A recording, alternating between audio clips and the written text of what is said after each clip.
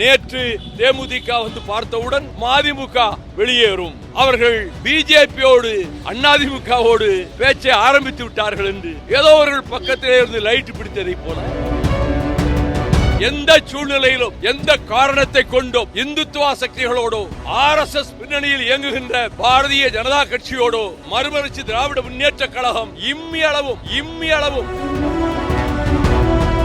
அவருக்கு வேறு வழி இல்ல.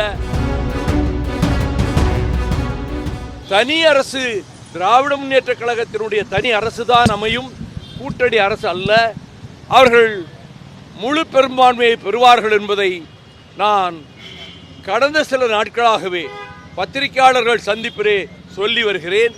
எங்களை பொறுத்தமட்டில் நாங்கள் பாரதிய ஜனதா கட்சியும் RSSம் இந்துத்துவ சக்திகளும் இந்த தந்தை பெரியார் பேரறிஞர் அண்ணாவின் பூமியில் கால்வதிக்க கோடானு கோடி பணத்தையும் செலவழித்து எப்படியாவது அதிமுகவோடும் ஒரு உடன்பாடு வைத்துக் கொண்டார்கள்.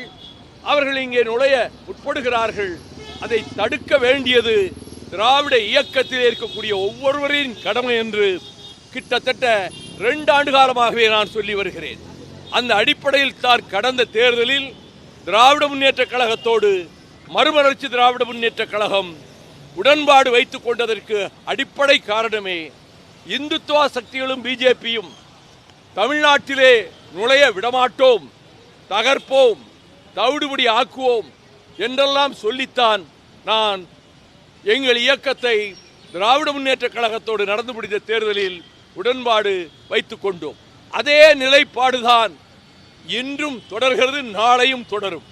ஆனால் 1-2 ஏடுகளில் இன்று காலையில் கூட அபவாதங்களை, அப்பட்டமான பொய்களை மனம் கூசாமல், மனச்சாட்சி இல்லாமல் நேற்று தேமுதிக வந்து பார்த்தவுடன் மதிமுக வெளியேறும், அவர்கள் பிஜேபியோடு அதிமுகவோடு பேச்சை ஆரம்பித்து விட்டார்கள் என்று ஏதோ அவர்கள் பக்கத்திலே இருந்து லைட் பிடித்ததை போல, பக்கத்திலே இருந்து கேட்டதை போல, ஏன் இப்படி அபாண்டமான செய்திகளை ஒரு அரசியல் இயக்கத்தை குறிவைத்து தாக்குவதே உங்கள் மூல நோக்கமாக வைத்திருக்கிறீர்களே, என்ன கேடு உங்களுக்கு செய்தோம்?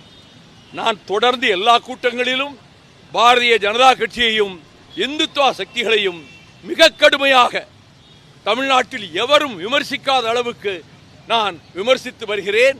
அதற்கான காரணங்களை சொல்லி வருகிறேன். ஆகவே அந்த நிலைப்பாட்டில் என்றைக்கும் மாறுதல் வராது.